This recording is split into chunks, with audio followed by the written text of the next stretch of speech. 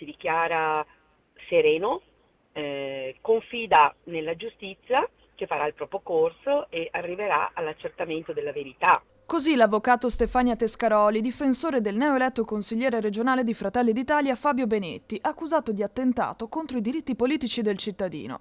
Nello specifico, l'accusa è quella di aver manomesso numerosi manifesti durante la campagna per le elezioni regionali del 23 e 24 novembre scorso, coprendo il simbolo di Fratelli d'Italia del collega Mattia Moretto con quello del PD.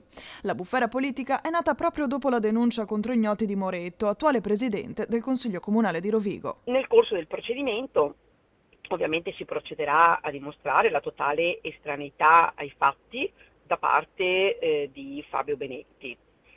Naturalmente lo stesso, il mio cliente, provvederà a tutelare la propria immagine in tutte le competenti sedi. Sul caso indaga la Procura di Rovigo, che ha effettivamente verificato la presenza di numerosi manifesti elettorali manomessi nel capoluogo polesano e nei comuni di Adria, Ceregnano, Lendinara, Badia, Fratta, Castelmassa, Villadose e Bergantino il giorno prima del voto. Una versione diversa da quella raccontata dalla legale di Benetti. Durante la campagna elettorale è notorio, perché era già stato acquisito anche agli atti di queste indagini, che i suoi cartelloni, i manifesti pubblicitari sono stati continuamente strappati, gettati a terra, coperta la faccia, coperto il nome, quindi capisce che sono stati alterati i cartelloni pubblicitari di Fabio Benetti a più riprese. Sulla vicenda è intervenuto anche il capogruppo di Fratelli d'Italia Claudio Borgia, che a Ring ha dichiarato: Prima volta che